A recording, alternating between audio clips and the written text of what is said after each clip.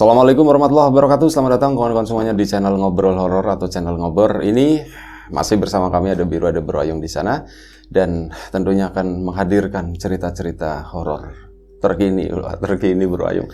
Padahal ceritanya masa lalu gitu. Nah, sebelum kita menuju ke Bro Ayung, seperti biasa kami mau mengucapkan banyak-banyak terima kasih untuk kawan-kawan semua yang udah kasih support, udah kasih dukungan. Terima kasih banyak. Monggo Bro Ayung, waktu dan tempat dipersilahkan. Monggo. Ya, baik, terima kasih Mas Biru atas kesempatannya. Langsung ke Ada cerita apa hari ini Bro Ayung? Ya, kembali hari ini kita cerita lari ke masa lalu, Bi. Ya nggak usah lari sih, cuman kita menceritakan masa lalu. Cuman yang sesi yang lalu itu saya ngalamin, kalau ini dari teman begitu ya. Jadi tahun-tahunnya ya hampir sama, di tahun 80 sekian mau 90 begitu ya, Bi. Dan untuk anak-anak kampung di tempat kami gitu ya, beberapa desa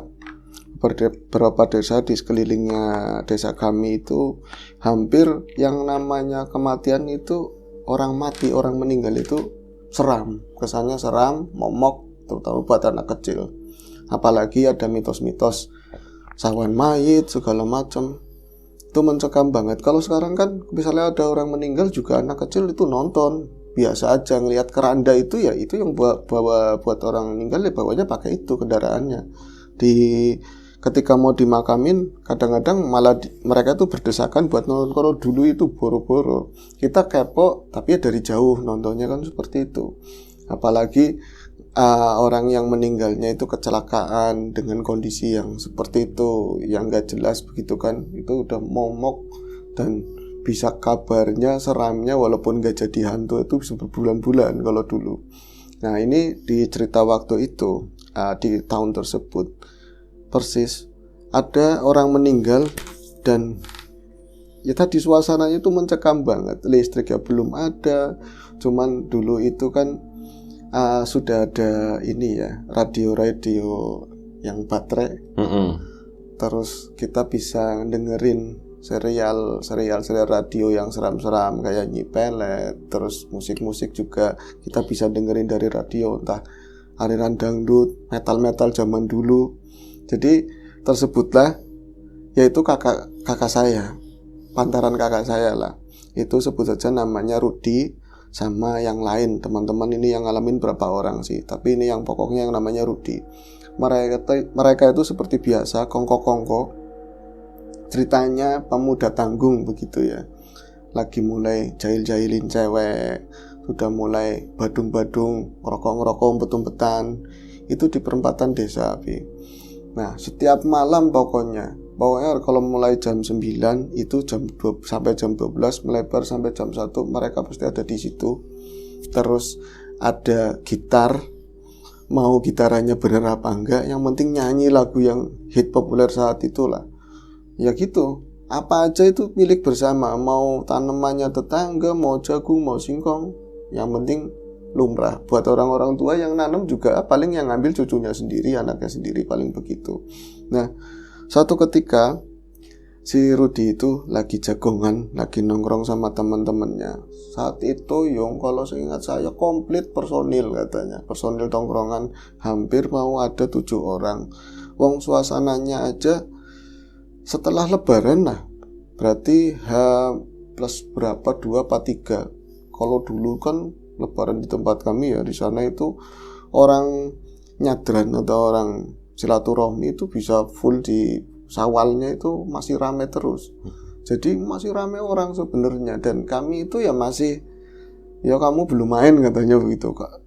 Kami itu masih maslahat yang namanya jajan, kopi, rokok itu tersedia walaupun umpet-umpetan, kecuali yang keluarganya bebas, anaknya boleh ngerokok, nanti kita urun-urun ngerokok begitu kan. Nah, waktu itu memang ada tetangga kami yang sakitnya parah banget. Orang tua sebut saja Nini Sarmi wis lah ya namanya. Itu kalau sakit, sepengetahuannya Rudi itu semenjak dia gede, dia itu kenal Nini Sarmi aja udah posisinya udah sakit. Dia ngerti main begitu ya, udah sakit. Tapi ya kayak gitu, nanti waras duduk di depan rumah. Tapi sekali duduk depan rumah itu ucapannya kayak racun kabeh katanya. Ucapannya itu bikin sebel, terutama buat anak-anak. Apa-apa nggak boleh. Seakan-akan orang itu dia punya pelataran lebar. Kalau buat anak-anak kecil dulu ada latar lebar itu tempat main. Mau main bola, main gundu, main apa aja tuh. Kalau nggak di tempat biasa, ya ke tempat di depannya rumahnya Nini Sarmi. Dan di rumah itu biasanya yang ada cuma Nini Sarmi sama ponakan-ponakan. Ya, cucu juga ada di situ karena memang dia itu nggak punya anak katanya, Bi. Nah, sakit nanti sehat. Kalau sehat kayak gitu bikin masalah, ngomongin orang nanti jatuh sakit lagi. Terus katanya mau meninggal udah pada yasinan, hidup lagi. Jadi sakit ya udah kayak nggak dibilang sakit, itu udah lumrah, udah biasa. Nah, bahkan warga itu sebagian besar itu mengharap ya udah mendingan nggak ada aja daripada ngerepotin. Hidup juga sering maki-maki tetangga, maki-maki anak kecil begitu ya. Suatu ketika ada ponakannya, sebut saja namanya Bi Atun lah ya. Bi Atun itu yung bengi-bengi jam malam itu setengah 12-an, ya kami lagi anget-angetnya. Kita itu tak pikir setan, karena kita kan ngadepnya ke sana ke arah kebun. Nanti di setengah kebun itu ada setapak kok. Tapi sekarang udah dibikin paving box, udah rapi. Terus ada pagar-pagar bambu samping-sampingnya. Kalau dulu kebun, dan kebun ini belum dibelah jadi dua. Kalau sekarang udah mungkin warisnya beda, jadi udah dipagar semuanya. Udah disekat-sekat gitu. Iya, disekat-sekat. Kalau itu masih jadi satu.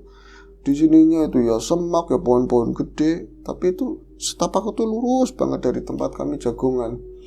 Yang belum ada listrik ya. Saya aja di situ nggak ada penerangan sama sekali. Adanya bikin tabunan dari ya ranting-ranting kering. Nanti kalau mau habis ngambil lagi dari kebun kayak gitu kan. Kita lagi gonjreng-gonjreng, ada yang nyanyi, ada yang bercandaan. Tapi itu ya, sorry ya. Tahun 80-an itu meragukan sih di kampungmu ada gitar.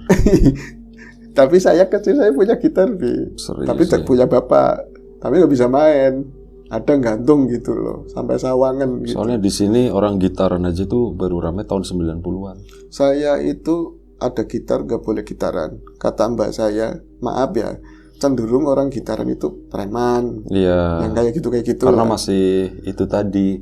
Plus beli gitarnya di mana? Iya. Bisa jadi seperti itu. Itu. Soalnya Pak Runut dulu tahun awal 90-an aja di sini ya, di area sini. Itu nggak ada orang gitaran. Orang nggak gitaran. Ada tuh sekitar 95 ke atas lah itu. Iya. Setelah toko gitar itu buka di. Saya aja bisa gitaran. Ya situ kan yang ngajarin. Ya makanya jarak antara 80-an tadi sama dirimu bisa gitaran itu berpuluh-puluh ya kan tahun. saya menceritakan Rudi, entah itu Kemudian. gitar dapat dari mana. Dia bilang gonjang-ganjing, artinya nggak ngerti fungsinya itu, kunci-kunci mungkin nggak ngerti, asal-asal seperti itu. Anggap saja gitar, walaupun waktu itu mungkin apa ya, yang buat tampekan itu loh. Raket. Asal atau bunyi lah. gitar itu loh yang merah kuning itu. Gitar yang plastik. Itu apalagi gitar aslinya aja belum ditemukan, apalagi itu sequelnya kan. Akhirnya apa? Tapi hebat kalau misal tahun 80-an gitaran itu hebat. Hebat. Tapi ada pembelaannya begini, ketika bibi saya menikah di kampung saya itu nanggapnya dangdut dan itu gitaran ya, ada Orkes mandolin. ya, orkes. Iya, dan di orang situ. Ya, Ya nggak bisa seperti itu sih. Oh iya benar Oke. valid. Iya. Dulu juga ada grup gambus di sini soalnya. Terus bisa apa ya, Biatun tuh ya. Emang Biatun yang galak tadi. Bukan, yang datang tiba-tiba dari dari itu apa namanya setapak. Kami pikir itu bukan Biatun, soalnya apa? Kalau orang tua dulu asal udah ibu-ibu aja, pasti rambutnya digelung. Kalau keluar rumah yang nggak pakai kerudung ya, pasti digelung. Ya digelung asal lah begitu. Kami itu ngelihat pertama itu bukan saya. Sampai lo megang gitar, saya nggak bisa gitaran, teman saya pakai gitaran, saya nyanyi, nabokin itu punggungnya gitar itu kan, sampingnya gol saya, Rut, apa itu Rut di sana Rut? Nah, ama susah banget ngomongnya, itu apa Rut di sana di kebun, itu kelihatannya cuma gelap-gelap aja, cuma rambutnya itu panjang, itu mau sebokong, itu yang namanya rambut panjang banget, makin jelas kelihatan perempuan. Nah itu kan yang tabunan itu gak terlalu dekat sama kami karena gede kan, panas gitu ya, agak jauh lah berapa meter ke depan. kebun bebas ya. Itu dari situ mulai kelihatan makin deket perempuan jelek lagi. Wong cantik aja udah hantu, udah serem, apalagi jelek. Itu ngomong itu tetanggamu sendiri loh. Iya mas, memang modelnya kan kayak gitu ayo ya. Terus pas udah dekat begini, ternyata biatun lagi teronganga. Bocah, mandek, jangan berisik. Tolongi. Kirain siapa, kirain setan. Kita udah mau lari banget, udah dekat begitu kan ya. Walaupun di zaman itu yang namanya pemunculan sosok itu udah lumrah. Tapi biasanya ya kalau perempuan harus pakai dress putih. Itu cenderung ke kunti atau sundel bolong atau apa. Itu wujudnya kayak manusia kan angel. Kalau cantik mending ratu apa ya. Main mendekat begitu aja langsung ngomong, "Hup, mandek. Diam semuanya diam. Tolong bantu saya." Itu karena yang lain itu masih rada takut. Saya langsung paham itu biatun. Langsung saya ngomong gini, "Bi, kenapa Bi? Ada apa Bi?" "Yuk mari rumah yuk. Ayo ke rumah. Bong lagi siang aja kami nggak mau ke rumah, ada juga kita main di depannya. Apalagi malam-malam suruh ke rumah. Itu jam tengah malam mau ngapain?" "Mak," ngomongnya mak, bukan bibi. Mak cekik. Mak cekik berarti udah mau lewat banget. "Buding, malah sudah mati mungkin." Enak banget ngomongnya gitu, malah sudah mati. "Tolong, saya nggak bisa meriksa mati apa enggak. Saya mau ngomong ke siapa? Tetangga nggak enak. Kalian aja yang bocah muda-muda yang pada sekolah ngerti wong mati apa ora, ngerti orang hidup apa enggak." Saya diomongin begitu ya sama teman-teman. Pimen kayak musyawarah gitu sebentar. "Wis yo melu. Masalah engko medang nanti medangan enggak apa-apa. Tapi ini masalah orang mati ya." Saya itu bareng-bareng sama teman-teman, sama gitar-gitarnya dibawa. Itu sambil bergumam, ada yang mendingan mati ya wongnya kayak gitulah, nyumpahin yang kebaik. Akhirnya pas sampai depan rumah, emang pintu depan udah terbuka. Terus beliau itu rumahnya itu biasanya nggak pernah nyalain yang namanya patromak, itu udah hidup. Tapi mungkin yang nyalain perempuan, jadi nggak digantung di atas, taruh di meja yang panjang itu di ruang tamu itu lebih. Itu ya, mana laronnya banyak banget. Kemarin habis hujan kan. Saya tuh semati apa durung? Ini saya ngomongnya nyeplos dong. Mayitin ngendi? Bukan durung mati aja ngomong kayak gitu. Siapa tahu belum mati, jangan ngomong mayit. Padahal tadi dia ngomong sendiri kayak gitu kan. Masih di kamar. Itu ya, saya pikir orang tua itu tidurnya di tempat yang layak. Jadi ya ada kasur lah, seenggak-enggaknya dipan, mau dari bambu, dari apa. Tahu-taunya tidurnya di tanah. Ya karena memang nggak ada plesteran sama sekali. Tanah dikasih kloso itu loh, lasa. Terus di atasnya kain-kain. Itu ada ini. Ya Allah, cilik banget. Nah itu Rudi baru ngomong begini. Saya baru tahu Yung, walaupun orang tua sebungkuk apapun, ketika dia tidur ternyata lurus katanya. Ternyata kalau pas jalan aja dia bungkuk, kalau tidur lurus. Bisa lempeng ya Wak? Ya kalau orang ini mau bungkuk kayak apa ya lurus. Ikut coba tiliki mati apa enggak. Saya lihat udah begini, mangap ya, matanya masih mendelik, serem banget. Nah itu kalau keluar tetap pakai kerudung, walaupun cuma diginiin aja kan, dijatuhin begitu. Nggak pakai kerudung, kotak-kotak semua kepalanya kan ya. Jadi rambutnya lah suwir-suwir putih. Mana di kamar ya gelap, cuman ada lampu ceplikan itu Bi. Saya mau masuk, tapi yang lain bilang serem. Saya juga ikutan serem. Akhirnya saya sama si Biatun itu ikut masuk berdua. Saya periksa tangannya begini, nggak ada sama sekali yang namanya detak jantung, itu nggak ada. Detet biasanya kan ada ya. Bi, coba Bi, mulai nggak mau, kamu aja yang meriksa. Wis mati katanya gitu. Saya narik temen yang lain kan, nih menurut kamu udah mati apa enggak? Mati kayaknya, kalau enggak ya hampir katanya begitu. Akhirnya pas tak kolek-kolek begitu udah kaku. Tapi kaku masih hangat, tapi ini fix meninggal. Saya gotong bareng-bareng. Ya Allah, entah, maaf ya, ini nama samaran semua wis. Entah kelakuannya kayak apa. Nenek dan kecil. Kalau mungkin kiloannya itu paling 30 atau 25 kali ya, kecil banget. Kita itu, saya mau ngeremehin tadinya. Saya mau gotong, tapi nggak mau daerah muka. Serem, apalagi ngadep ke muka saya. Saya daerah sini lah, pinggul. Terus itu ada Biatun di muka. Terus ada ponakan yang satu lagi di bagian kaki. Gak kuat, berat banget. Bahkan kita itu belum sampai ngangkat si tubuh itu nyampe keangkat begitu ya, baru miringin aja udah beratnya udah kayak apa. Saya langsung deg, aduh kok orang berat banget. Itu kayak ada muka-muka malu atau gimana tuh piatun sama keluarganya. Apa ini jangan-jangan kelakuan selama hidup atau apa, mungkin ada sambungannya ke situ lah. Akhirnya saya langsung inisiatif, saya manggil Jono, manggil yang lain teman-teman, itu berenam baru keangkat. Dan berenam bolak-balik, ada ngadep ke sini, ada ngadep ke sana. Biasanya kan kalau kayak gitu satu arah, satu sebelah sini semuanya. Itu udah kayak bawa apalah. Karena diropok, dikeroyok, dan semua itu bawa nenek-nenek tua, kurus, kayak bawa karungan beras yang gede banget. Jadi ngengser. Sampai tangan saya itu nyampe kena tanah, saking beratnya itu bareng-bareng. Mau ditaruh di mana, Bi? Kok. Itu ada yang lain yang datang, itu mungkin tetangga ya, denger rame-rame narik rusbang jati ya, sebelah sini senderan kan ada, cuman di yang ada senderannya itu taruh di tembok. Kayak tolong kene taruh di situ, dikasih bantal segala, taruhlah di situ. Ya Allah, itu belum yang serem-seremnya, tapi saya ngelihat, pengennya nggak ngelihat muka, tapi maning-maning lagi-lagi saya ngelihat ke mukanya. Ya Allah, serem banget loh kayak gitu, nenek-nenek udah mangap. Dan belum sempat diginiin, ini apa, matanya masih melek. Lalu saya pas sudah ditaruh di rusbang itu, dikasih jarit mau ditutup, saya bilang sama Biatun, Bi, tutup kok Bi matanya Bi. Ini caranya primen, caranya itu gimana? Gak ngerti Bi. Akhirnya teman yang lain, loh kari dingenenek kak, gitu. Teman saya tuh yang berani ya tahu-taunya. Itu langsung ditutup begini, matanya mau nutup. Melek lagi itu seremnya kayak apa. Biasanya kan udah nutup begini udah, jadi kayak kalau hidup lagi gitu loh, tapi ya mati.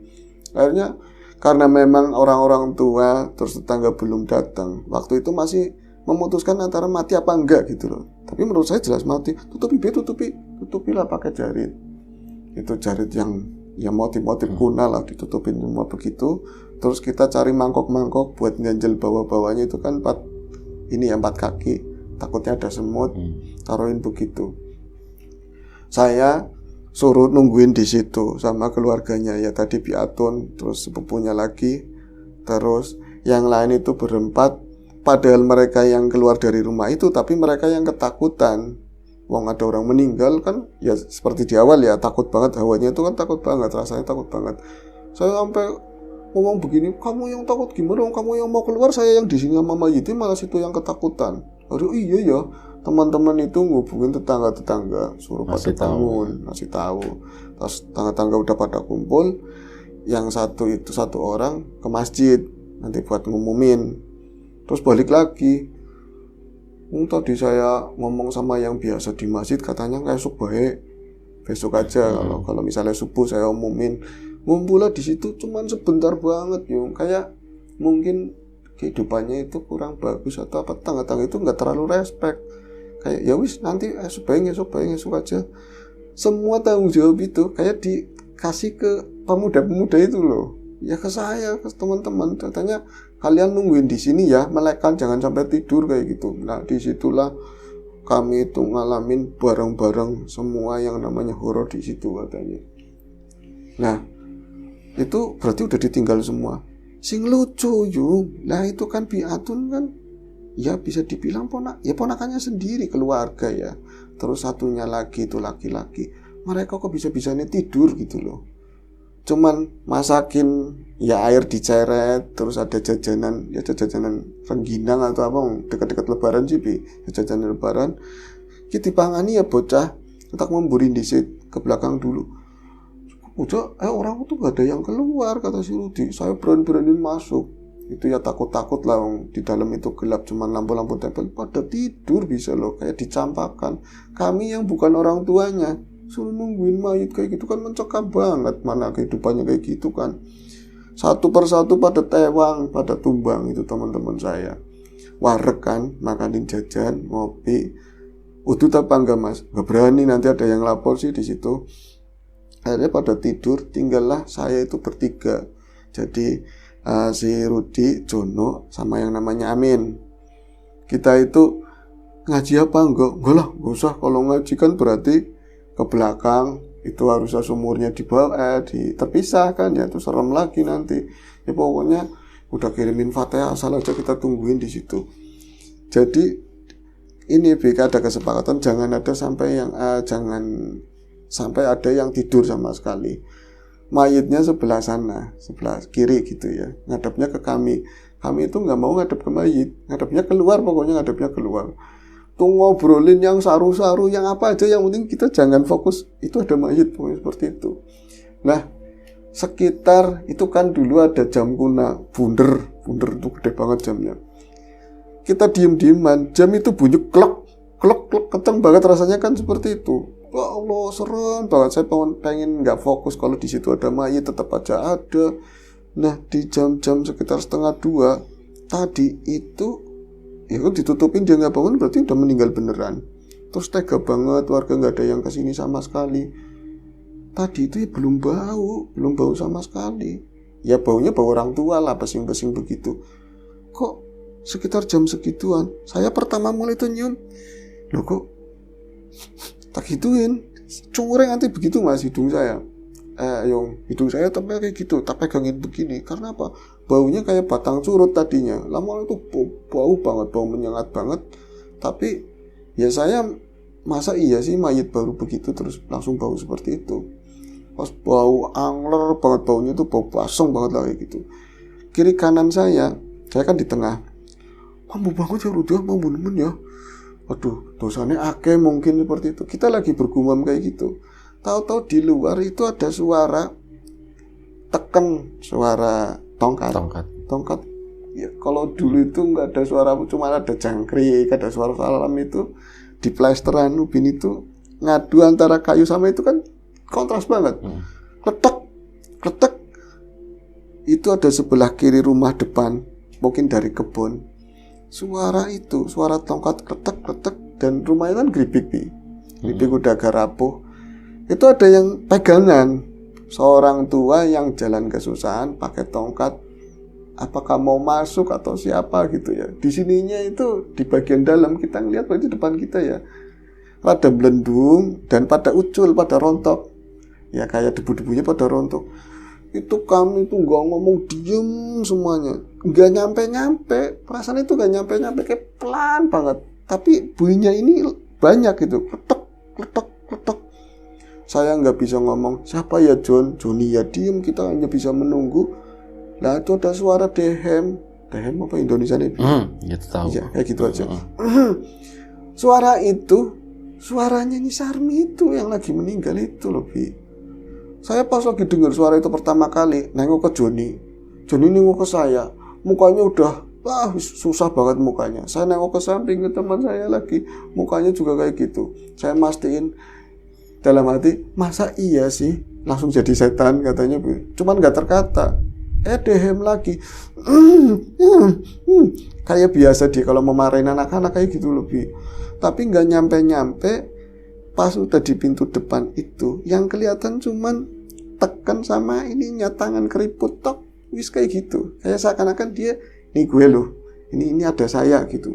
Kita tuh ngelihat semuanya dan posisinya mepet begini. Sebenarnya kalau waktu itu lari bisa, mau lari ke dalam gitu ya, atau nanti jebol lewat pintu samping atau apa. Tapi penasaran atau takut, kita udah kepaku aja begitu. Saya aja sempat kopi tak minum lagi. Druk banget sampai pada basah. Akhirnya saya bisa ngomong gini ke Joni. Jon, siapa ya Jon? Itu di depan siapa ya Jon? Mbu, yuk lu ayo kita lari. Tapi nggak kemana-mana. Nah ini tangan itu akhirnya mingslep, ngilang lagi, bunyi yang kayak tadi, balik lagi, kletek. Siapa ya? Saya baru bisa ngomong begitu. Pas saya udah bisa ngomong, ini ada kekuatan buat bangun. Yuk bangun yuk, kita keluar aja, wong keluarganya aja nanggung jawabin. Teman-teman itu yang pada tidur kita tinggal. Saya langsung ke rumahnya Pak RT. Ternyata pas jalan ke rumahnya Pak RT itu nggak ada yang ngabarin. Tadi warga itu ada yang ngomong, innalillahi, kapan katanya? Kapan? 11:30 meninggalnya. Itu jam berapa Mas? Itu jam 12, jam 2-an. Jam 12-an. Bisa nih kasih ngerti kenapa nggak ada yang ngasih tahu. Yuk ke sana. Kita ke sana. Balik lagi ke rumah itu. bisa aneh loh. Ya mungkin ya wajar sih kalau misalnya Biatun atau ponakan yang lain itu bangun. Mereka itu lagi pada posisinya itu ngaji di situ. Tadi itu kayak orang nggak peduli loh. Tidur Tapi, gitu. Iya tidur. Bahkan teman-teman saya itu ada satu yang ikut ngaji di situ yasinan. Saya kayak asli apa enggak sih ya? Kayak perasaannya kayak gitu. Kayak kok bisa tadi itu nggak ada yang peduli, yang tidur. Tahu Pak RT datang ke sana kok udah pada ngaji, dan itu belum subuh, masih jauh. Masih jam 2-an lebih lah. Saya di sana langsung datang, terus si Biatunnya, Pak RT udah selesai ngaji kan, dibikinin kopi. Ini nanti yang bakal ngurusin siapa, nanggung jawabin. Ya wis, nanti diurus sama warga, kurang-kurangannya ngomong ya ditatain lah seperti itu. Saya akhirnya lega, Teh, kita udah capek banget Teh, sampean gantian yang nungguin. Nanti sebentar. Dia tuh keluar lagi, ternyata bawa warga. Mungkin yang ngomong RT diyakinin, akhirnya mau ada yang nungguin. Saya itu pulang, dan saya yang rumahnya satu jalan itu sama yang namanya Joni itu ngelewatin tadi yang tempat buat gitar-gitaran sama setapak. Jadi di tempat tabunan itu yang tadinya apinya gede, tinggal api dikit kecil banget di situ. Saya itu langsung berhenti ketika di belakang tabunan itu, karena di depan itu saya melihat di jalan itu ya, di jalan setapak itu saya melihat ada sosok yang berdiri, dan dari bayangannya itu nggak lain pasti Nyi Sarmi. Tongkat, bungkuk, tua, dia ada berdiri begitu. Saya itu langsung legleg Mas Ayung, langsung legleg banget. Itu diam ke paku, gak bisa ngapa-ngapain saking takutnya. Saya cuma narik-narik tangannya si Joni. John, cuman gak ada suara sih. Joni juga tahunya dia juga sama-sama ngeliat. Akhirnya kayak berapa hitungan berikutnya lah, kita itu lari, saya lari ke sana, Joni lari ke sini. Itu nginjek bara yang itu. Dan itu pas lagi cerita sama saya, ya bekasnya katanya. Masih ada bekasnya. Itu bara tapi posisinya lancip. Kayak bekas lama begitu ya. Itu saya langsung lari ke kiri, Joni ke kanan, tubruk-tubrukan lah. Pas itu saya itu benar larinya ke arah rumah. Paginya saya itu agak kesiangan lah bangunnya, dan ternyata udah dimakamin. Sore ketemu sama Joni, asem, kamu larinya ke sana, saya larinya ke seberang, malah saya itu mau nyemplung ke kali, kayak orang ketakutannya nggak ngerti mau lari kemana. Jadi ngidul terus, itu nyampe berapa kampung katanya di Juni itu. Jadi benar-benar kelelahan, sampai sore itu bangun, dan kita dapat kabar yang nyeremin lagi ketika lagi itu dimakamin mayitnya itu. Katanya yang nungguin terakhir itu lagi-lagi ada yang aneh, Biatun itu ya pada tidur lagi. RT sama berapa orang itu didatengin, suara cuman sama itu yang geribikan pating pelenduk itu loh, tapi nggak sampai tangannya keluar. Itu aja sih. Tapi untuk hari-hari berikut sampai 7 hari apa nggak ada gangguan apapun. Itu aja. Baik. Udah kelar ya Bro Ayung. Ya. Pesan. Iya, itu cerita udah lama ya, 80-an tadi ya. Ya. Itu sih. Apa ya, komentarnya cuman ya siapapun itu, bagaimanapun track recordnya, namanya orang meninggal harus tetap diperlakukan dengan sebaik mungkin. Itu sih. Itu aja ya. Terima kasih Bro Ayung, itu pengalaman yang menegangkan ya tadi. Itu ngebayangin di posisi seperti itu lumayan menegangkan. Oke kawan-kawan semuanya, terima kasih banyak Bro Ayung, terima kasih. Mas tadi siapa ya yang cerita? Rudi ya, Mas Rudi juga terima kasih banyak. Sampai jumpa di episode selanjutnya Ngobrol Horor. Selamat menunaikan ibadah puasa bagi kawan-kawan yang menjalankan, yang lagi mudik, hati-hati di jalan, selamat sampai tujuan. Baik, jaga kesehatan kawan-kawan semuanya. Assalamualaikum warahmatullahi wabarakatuh.